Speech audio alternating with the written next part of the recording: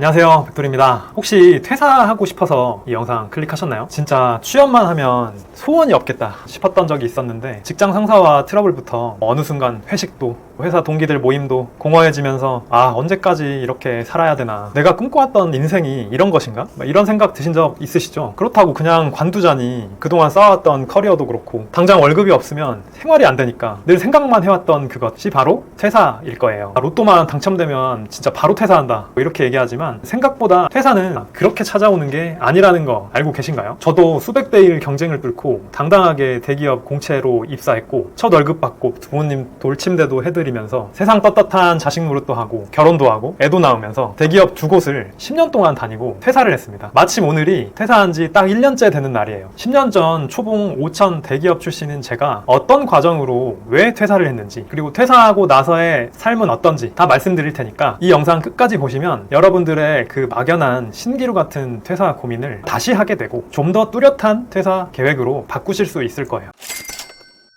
일단 저는 대기업에 입사한 이유가 당연히 돈, 사회적 지위, 그리고 안정감 이런 것들 때문에 대기업을 입사를 했습니다. 사실 그냥 한마디로 얘기하면 어차피 일하는 거 다 똑같으니까 돈이라도 많이 받자 라는 생각에 제가 지원했고 합격한 회사 중에 연봉이 가장 높았던 회사에 입사를 하게 되었어요. 근데 하나만 알고 둘은 몰랐던 거죠. 돈을 많이 준다는 거는 무슨 뜻이냐면 그만큼 어렵고 힘든 일을 많이 시킨다는 겁니다. 제가 점포 야근 1위를 찍어보기도 하고 휴일에도 나가서 막 근무를 했었어요. 한 일주일에 60시간 이상은 일을 했던 것 같아요. 그렇게 한 4년 정도 하니까 결과는 건강이 악화되더라고요. 제가 어지럼증이 그때 생겼는데 이게 원인도 알 수 없고 MRI까지 찍어봤는데 아직까지 원인을 밝히지 못하고 있고 조금 무리하면 다시 올라오고 그럽니다. 부업, 투자, 이직 이런 거는 준비할 시간도 에너지도 없어요. 제가 이직 준비할 때는 새벽 3시까지 이력서를 쓰고 결국 지방 발령 나서 첫 출근을 동대구역에서 첫 이직 이력서를 냅니다. 그렇게 해서 연봉을 깎으면서 주 35시간 근무하는 곳으로 이직을 하게 됐고, 이때도 사실 연봉은 좀 포기했지만 그 안정감과 대기업이 주는 사회적 지위는 포기하지 못했던 것 같아요. 그리고 이제 이직을 하고 투자 공부를 좀 열심히 했어요. 일단 회사 월급과 레버리지로 좀 적극적인 투자를 하면서 알뜰살뜰 살아봤습니다. 그리고 나서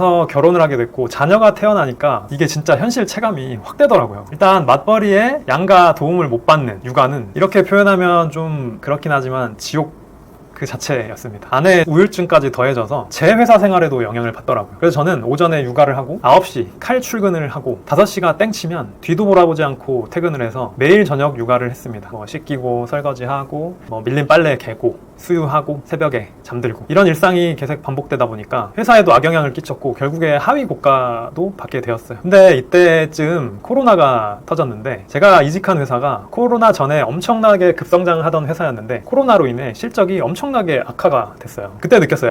이 대기업 근로자가 가지는 안정감, 사회적 지위 이런 것들이 한순간에 없어지더라고요. 그러다 보니까 원래도 미래에 대한 불안감을 많이 가지고 있었는데 이게 실제로 이런 상황이 되니까 위기감이 정말 많이 고조가 되더라고요. 그러면서 드는 생각이 내가 혼자 단돈 10,000원이라도 벌 수 있을까? 그런 생각을 많이 했어요. 그리고 이제 그때쯤 회사가 어려워지니까 휴직을 막 권고를 하고 전 직장에서 얻게 된 어지럼증이 그때쯤 다시 심해져서 저는 육아휴직을 단행했습니다. 근데 이제 아내가 1년 육아휴직을 했으니까 1년은 무급휴직을 했어야 됐거든요. 그래서 그때 3인 가구 소득이 112만 5천 원이었어요. 합계 출산율이 왜 0.6이 됐는지 그때 바로 깨닫게 됐습니다. 자녀 있는 형 누나들한테 나는 둘째 무조건 나을 거다 라고 이야기했던 과거 제 자신을 후드러 패고 싶었어요. 근데 이게 안 좋은 일은 한 번에 좀 온다고 하잖아요. 그 안정적이었던 대기업도 어려워지고 제가 이제 투자를 해놨던 부동산들도 그때쯤 거품이 좀 꺼지면서 내리막길을 걷기 시작했습니다. 그렇게 모아둔 돈은 떨어져 가고 이자만 한 달에 거의 700~800씩 나가는 상황에서 제 건강은 악화가 됐고 소득은 112만 5천 원이 전부였고 가장으로서 가만히 있을 수 없었죠. 그래서 그때부터 육아와 병행할 수 있는 부업거리를 좀 찾기 시작했어요. 흔히들 알려진 부업이 여러 가지 있는데 무인 점포, 부동산 경매, 배당, 구매 대행, 쿠팡, 유튜브 이런 것들 중에서 돈 없이 시작할 수 있고 아무 때나 어디서든지 할 수 있는 구매 대행을 시작을 하게 됐어요. 그때 저희가 집이 좀 좁아서 방이 2개였는데 이제 저희 방하고 애기 방 이렇게 2개 있어서 집에서 일할 때는 옷장에 노트북을 넣고 일을 했었고 낮에는 동네에 일자리 카페 가서 노트북을 가지고 일을 했었습니다. 이제 할 줄 모르니까 강의료를 150만 원짜리 하나, 110만 원짜리 하나 이렇게 됐고 3개월 동안 하루에 12시간씩 일을 했었어요. 그렇게 12시간 동안 일을 하다가 첫 주문을 애기 돌잔치에서 받게 됩니다. 사실 애기 돌잔치보다 그 2만 원짜리 호박 팔찌 주문이 더 기뻤던 것 같아요. 그렇게 해서 철달에 한 50만 원 정도 매출이 나왔고 순수익은 한 1, 20만 원 정도 됐을 거예요. 그렇게 한 3개월 정도 하니까 매출이 한 1,000만 원 정도 나오고 순수익이 한 300만 원 정도 달성을 하게 되더라고요. 그리고 1년 동안 했더니 1년 정도에는 순수익이 1,000만 원 정도 달성을 하게 됐습니다. 이때 이제 조금 자신감이 붙었어요. 그래서 수익화 유튜브라는 거를 할 기회가 생겨서 한번 배워봤어요. 그것도 강의료가 한 330만 원 정도 됐는데 그거는 한지 첫 달 만에 400만 원 정도 수익이 발생을 했던 것 같아요. 그래서 6개월 동안 한 1,000만 원 정도 수익을 냈던 것 같고 이때도 이제 구매 대행은 사실 95% 정도 자동화가 되어 있어서 순수익 500만 원 정도는 계속 나오고 있었습니다. 근데 이제 이렇게 생각이 드는 거죠. 복직을 이제 앞두고 있는데 야 이거 회사 월급이랑 더하면 한 달에 2천만 원 정도는 벌겠다. 와 그러면 진짜 내가 꿈꾸던 좋은 집에서도 살고 좋은 차도 타고 메뉴판에 가격 안 보고 맛있는 거 많이 먹을 수 있겠는데 뭐 이런 생각을 하면서 내 시간이 엄청 높은 가치를 지닌다. 일단 아이는 하원 이모님한테 돈을 주더라도 맡기자라고 해서 하원 이모님을 구했습니다. 진짜 너무 좋은 분이었어요. 5시부터 8시까지 케어를 해주셨는데 이제 이렇게 할 수밖에 없었던 이유가 회사 일이랑 부업을 병행하니까 퇴근 후에 내 사무실로 출근을 해서 9시에 퇴근을 했어요. 그리고 이 상태로라면 우리 가족을 내가 자본주의에서 졸업을 시켜줄 수 있을 것 같았어요. 근데 이게 생각지도 못한 변수가 생깁니다. 혹시 회사에서 맞벌이에 부업을 하면서 애 키워보신 분 있으실까요? 근데 아이 입장에서 한번 생각을 해보신 적 있으신가요? 제가 아이라고 생각을 해볼게요. 아침에 일단 눈을 뜨면 아빠는 없어요. 출근을 했거든요. 그러니까 엄마는 등원을 해야 되고 빨리 출근을 해야 되니까 마음이 항상 급해. 여유가 없어요. 그래서 빨리빨리 와라, 빨리 해라, 빨리 옷 입어라 소리를 지르고 이게 5일 내내 일상이에요. 그래서 항상 시간에 쫓겨서 등원을 하게 되고 한참을 놉니다. 뭐 일찍 하원하는 친구들은 먼저 집에 가고 나는 이제 맞벌이 하는 부모인 친구들이랑 놀다가 보면 이모님이 오세요. 부모님이 오니까 이모님이랑 저녁 먹고 씻고 8시까지 있다 보면 그때 엄마 오빠가 한둘씩 옵니다. 그리고 야근이라도 한다 치면 엄마나 아빠 둘 중에 한 명이 오는 거죠. 그렇게 해서 엄마 아빠랑 한두 시간 정도 있다가 보면 자야 돼요 이제. 그리고 아빠는 부업하느라 안 옵니다. 주말은 저희는 영업관리직이다 보니까 토요일 일요일 근무를 각각 하루 나눠씩 했어야 됐어요. 그러면 주말 중 하루는 독박육아, 하루는 밀린 업무 처리. 이거는 더 말하지 않아도 될 것 같아요. 왜냐면 좀 슬퍼지려고 하니까 더 말하지 않겠습니다. 그래서 이렇게 한 3개월 정도 하다 보니까 아이가 좀 정서불안 증세를 보이더라고요. 엄마 아빠랑 시간을 못 보내니까 진짜 잠도 이악 물고 안 자려고 해요. 왜냐면 하루에 한두 시간 엄마 아빠 보는데 그 시간을 자기도 온전히 느끼고 싶지 이게 그 시간을 지나면 이제 못 본다라고 생각을 하니까 잠을 안 자려고 해요. 그리고 또 이때쯤 애기들이 얼마나 많이 아파요. 그리고 아프고 아파서 회사 못 가면 또 불안해하니까 저랑 아내의 멘탈이 정말 탈탈 털리는 매 순간이었던 것 같아요. 지금 생각해봐도 그때 3, 4개월이 진짜 최악의 4개월이었던 것 같아요. 물론 그때 순수익은 2천만 원 정도 나오고 있었습니다. 월급 포함해서. 그러니까 아이러니하게도 돈을 많이 벌려고 한 건데 돈을 가장 많이 벌 시기에 정말 최악의 생활을 보내고 있었던 거죠. 그리고 저도 복직을 했는데 맞벌이 출퇴근, 부업, 육아하려고 하니까 이게 어지럼증이 다시 오더라고요. 3개월 동안 단 하루도 쉰 적이 없었던 것 같아요. 그리고 그때 그 어지럼증이 제일 세게 와서 운전도 못할 정도여서 고향에 계신 부모님을 올라와 달라고 해서 육아를 좀 부탁을 드렸었던 적도 있습니다. 그 당시에 월수익이 2천만 원이 넘어갔는데 매 순간이 걱정이라서 짜증에 극도로 예민한 상태였었어요. 내가 그토록 바라던 수익을 잃었고 이걸 지켜내고 더 발전해 나가고 싶다는 이 욕망 때문에 회사 가서는 부업, 육아 걱정에 회사 일도 제대로 못하고 퇴근하고 부업할 때는 집 가서 육아하고 내일 출근할 걱정에 육아할 때는 내일 출근이랑 부업도 해야 되는데 그냥 매일 걱정인 거예요. 매 순간. 지금 생각해보면 제가 그때 이걸 담을 만한 이 마음의 그릇 깜냥이 안 됐다라는 거죠. 우리가 돈을 버는 이유는 뭐예요? 가족, 건강, 행복, 안전, 싫은 거 안 하기 뭐 이런 거잖아요. 가족, 아내와 아이가 힘들어하고 이게 끝이 안 보여요. 그냥 계속 버틸 뿐입니다. 건강, 어지럼증, 만성피로, 행복 2천 벌었는데 전혀 행복하지가 않았어요. 그래서 아내와 많은 이야기 끝에 가장 안 중요했던 회사를 퇴사를 하기로 결정을 했습니다. 육아휴직 수당이 6개월 뒤에 나오거든요. 근데 그거 받을 생각도 못하고 4개월 만에 퇴사를 하게 됐습니다. 그렇게 퇴사를 한 지 1년 동안 지났고 지금은 가장 큰 변화는 약간 시간에 쫓기는 삶에서는 해방된 느낌? 아이가 등원할 때 스스로 옷을 입게 하고 등원을 하면서 나비 같은 거, 꽃 구경을 했을 때 전에는 그냥 빨리 가자고 막 손 잡고 뛰어가고 그랬거든요. 근데 지금은 그런 거를 조금 지켜볼 수 있는 약간의 여유? 뭐 그런 게 생겼던 것 같고 제가 하는 이 일이 시간과 장소에 구애받지를 않으니까 아내의 육아 부담을 제가 언제든 덜어줄 수 있어요. 그리고 일을 하고 싶을 때는 일을 하고 아이랑 놀 때는 그냥 놉니다. 사실 이거보다 행복한 게 있을까 싶기는 한데 돈이요. 돈은 뭐 2천만 원 정도 벌 때보다 잘 벌 때도 있고 뭐 못 벌 때도 있지만 그거는 내가 선택한 거고 내가 딱 이 정도 벌기로 선택을 한 거예요. 더 벌고 싶으면 더 일을 하면 됩니다. 부업을 시작하기 전에 제가 스스로한테 던졌던 아 내가 혼자 10,000원이라도 벌 수 있을까? 이 질문에서 1,000,000원 정도 벌려면 이 정도의 시간과 이 정도의 에너지가 필요한데 이걸 어떤 구조로 내 시간과 레버리지를 효율적으로 써야 될까로 바뀌었어요, 질문의 내용이. 그래서 퇴사를 원한다면 일단 이런 분들 제외하고는 퇴사를 하면 안 됩니다. 두 가지가 있는데, 첫 번째로는 미혼에 애기 없고 나이는 20대 중반에 월 급여가 300만 원이 안 되고 해보고 싶은 게 있는데 그걸로 잘 버는 사람이 있고 그걸 해봤는데 적성에 맞고 잘 돼서 6개월간 월급보다 많은 소득이 생겼다, 그리고 그게 돈이 안 들어간다? 그건 가능합니다. 그런 분들은 퇴사해도 잘하실 거예요. 그리고 두 번째로는 일이 힘든 게 아니라 사람 때문에 진짜 너무 스트레스 받고 이게 도저히 해결될 기미가 보이지 않으면서 이것 때문에 내 건강이 이미 악화가 많이 됐다, 이러면 한번 고려는 해볼 만합니다. 이건 제가 겪어봤기 때문에 말씀드릴 수 있어요. 회사 나온다고 진짜 사람이 바로 굶어 죽진 않거든요. 근데 대책 없이 나오면 진짜 회사보다 힘들 수 있어요. 왜냐면 대책 없는 퇴사는 진짜 절대 안 되지만 저도 너무 힘들 때가 있었어요. 새벽 4시까지 막 심장이 뛰어서 잠도 못 자고 팔굽혀펴기 하면서 힘들어서 잠들려고 하고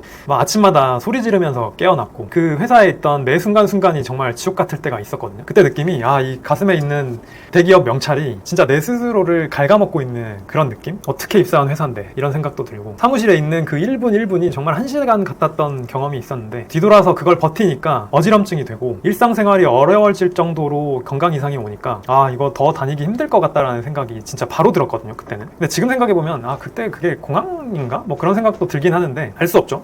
근데 중요한 건 한 번 건강을 잃으면 되찾기가 정말 어렵습니다. 전 지금도 조금 무리하면 어지럼증이 바로 올라와서 세상이 좀 빙빙 돌아요. 그래서 무리를 하면 안 되는 상황에 이르렀습니다. 왜냐하면 주변에 피해를 주거든요, 그게. 그래서 그런 분들은 좀 검토를 해보시고, 근데 또 그냥 진짜 지읒 같다고 대책 없이 사직서 던지는 건 진짜 절대 안 돼요. 감정적으로 해서는 안 됩니다. 퇴사하고 이직하겠다? 이거는 안 어려운 적이 없었는데 요즘은 진짜 더 어려워요.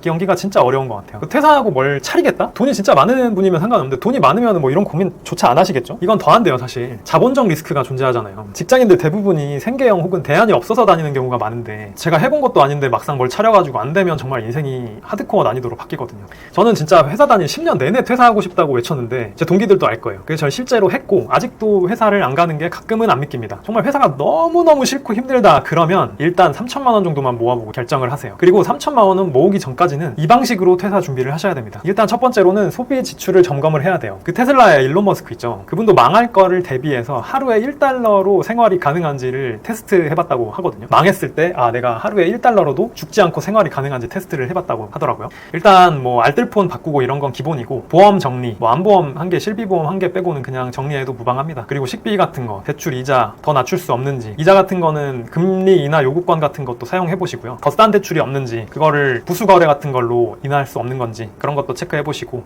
외식은 웬만하면 하지 마시고, 회사에서 커피랑 밥 다 주잖아요. 그거 먹고, 교통비, 택시 이런 거 금지입니다. 그냥 무조건 지하철, 버스 타세요. 그 다음에 부업이든 투자든 무조건 부수입을 만들어 보는 거를 추천을 합니다. 회사 다니면서.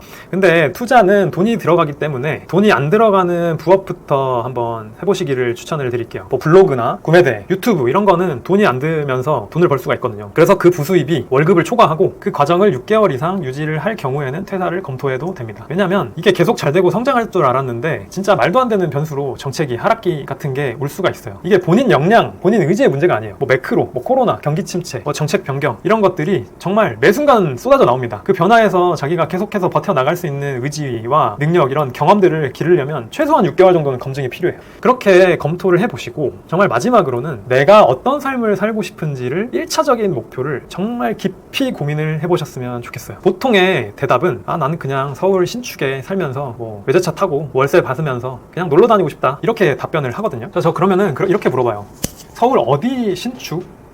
뭐 몇 평? 벤츠는 얼마짜리야? 그리고 월세는 얼마 정도 받으면 놀러 다닐 수 있을 것 같아? 그리고 뭐 하고 놀러 다닐 거야? 누구랑? 어떻게? 맨날 해야 되는데 그걸? 본인 스스로가 어떤 것에 행복을 느끼는지를 1차적으로 달성하고 싶은 삶의 형태를 좀 구체적으로 그려보는 게 필요해요. 저는 좀 욕심이 많은 타입이라서 제가 항상 답변하는 게 있거든요. 헬리오나 파크리오, 뭐 포레온 이런데 84 타입에 살면서 온라인으로는 한 1,000만 원 정도, 그리고 배당으로는 한 500, 그리고 서울 소재 건물에서 한 500만 원 정도. 그러면 생활비가 한 600만 원 전후로 나갈 거고, 교육비가 좀 지출이 되면 1,000만 원 정도 지출을 할 것 같고, 나머지 1,000만 원은 대출이자나 뭐 저축을 하면서, 차는 1억 정도의 테슬라나 뭐 BMW 이런 거를 타고 있고, 아침에는 알람이 없이 일어나고 헬스나 수영을 하고 출근을 하는 삶, 그리고 일주일에 한 이틀 3일 정도만 일을 하고 나머지는 투자 물건 임장이나 모임 참석, 그리고 저녁은 집에서 가족들과 먹고 집 주변 공원을 산책한 다음에 독서를 하고 잠이 드는 그런 일상에서 좀 행복을 느끼고, 가끔 휴가는 전 추운 겨울이 좀 싫거든요. 따뜻한 걸 좋아해서. 그래서 겨울에만 따뜻한 나라에서 한두 달 정도 지낼 수 있는 수준이 됐으면 좋겠다 라고 얘기를 합니다. 근데 이렇게 얘기를 하면 대략 50억 정도가 필요해요. 아파트 한 25억 정도 되고, 건물 배당에 24억 정도, 그리고 차가 한 1억 정도. 그냥 러프하게 계산한 겁니다. 그러면 그 삶을 살기 위해서 현재 나의 상황을 좀 점검을 하고 어떤 걸 더 해야 될지 보다는 어떤 걸 빼야 될지를 고민을 해야 돼요. 일단 뭐 내 자산, 능력치, 상황, 뭐 직장인인지 주부인지, 그리고 내 기질, 내 성향, 이런 것도 중요하지만 평소에 내 목표와 행복에 필요 없는 것에 얼마나 내 시간과 에너지를 뺏기는지를 한번 점검을 해봐야 돼요.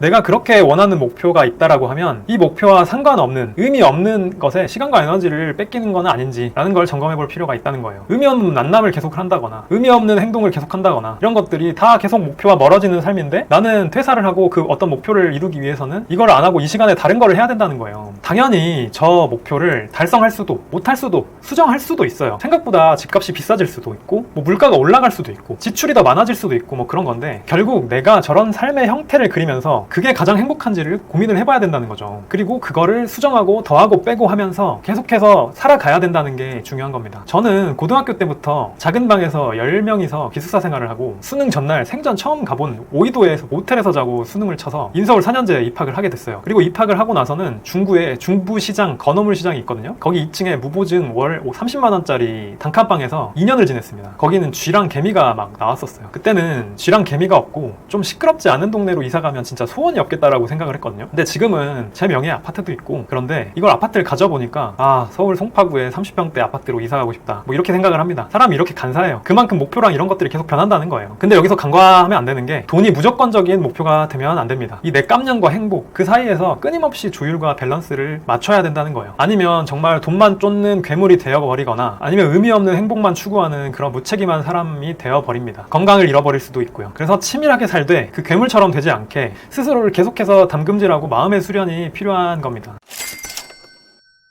이렇게 퇴사하면 어떤지, 어떻게 하면 퇴사를 할 건지 해본 건데, 인생에 대한 얘기를 해버린 것 같아요. 사실 이 영상을 준비하면서도 저도 진짜 많은 생각을 하게 되는 것 같아요. 제가 퇴사 전에 어땠을지 이런 것들도 좀 가물가물하기도 했고, 1년 동안 어떤 식으로 살아왔는지 좀 고민을 하기도 했고, 제가 MBTI가 NTP라서 정리 이런 거를 진짜 잘 못하거든요. 그리고 글 쓰는 것도 잘 못하는데, 이 지난 삶을 돌아보면서 이렇게 뭔가 글을 쓰고 생각 정리한다라는 거 자체가 저한테는 큰 벽이고 챌린지였거든요. 그리고 이렇게 얼굴을 공개하고 제 인생과 철학을 이렇게 공개한다는 거에 대한 부담감도 솔직히 없었다면 거짓말이죠. 근데 생각을 조금 바꿔서, 우리 딸이 나중에 이걸 커서 봤을 때, 아, 아빠가 30대 때는 이런 생각을 가지고 살았구나 라는 걸 좀 어렴풋이라도 알게 해줬으면 좋겠다는 생각과, 제가 지금 하고 있는 생각이나 이런 철학이 틀렸을 수도 있어요. 그래도 5년 뒤, 10년 뒤에 제 자신이 이 영상을 보면, 아, 25년 3월에 나는 이런 생각을 갖고 살고 있었구나 라고 돌아볼 수 있는 어떤 좋은 기록이라는 생각이 좀 듭니다. 저는 앞으로 저랑 비슷한 상황과 처지에 있는 이 수많은 직장인분들, 주부분들, 육아 대디 맘들한테 정말 조금이나마 도움이 되고자 제가 해왔던 것들을, 생각과 경험, 그리고 제가 해봤던 것들에 대해서 하나하나 말씀을 드리려고 해요. 제가 느꼈던 그 직장의 끝에 대한 두려움과 뭐 미래에 대한 불안감, 그 시간에 정말 틈이 없었던 삶에서의 몸부림, 자유로워지고 싶은 그 갈망과 결핍이 얼마나 깊은지를 너무나 잘 알고 있기 때문에 이런 부분들에서 도움이 될 수 있는 채널로 운영할 계획입니다. 일단 리스크를 최소화할 수 있는 구매 대행을 베이스로 시스템으로 소득이 나오는 구조를 만드는 방법을 말씀을 드릴 거고, 더 나아가서 여기서 나오는 소득들로 뭐 경공매 투자라든지 공모주, 그리고 앞에 잠깐 말씀드렸던 뭐 지출을 아끼는 방법 같은 소소한 팁들도 간단하게 공유를 드릴 거예요. 정말 두서없고 긴 영상 끝까지 봐주셔서 감사하고, 제가 말씀드리는 내용과 공감이 되거나 뭐 방향성이 맞겠다 싶은 분들은 꼭 구독과 좋아요 해주시면 감사하겠습니다. 아직은 제 채널이 좀 작아서 지금 안 눌러두시면 다시 찾기가 좀 어려우실 수도 있어요. 그러니까 한 번만 부탁드리고, 앞으로도 좋은 컨텐츠로 찾아뵙도록 하겠습니다. 감사합니다.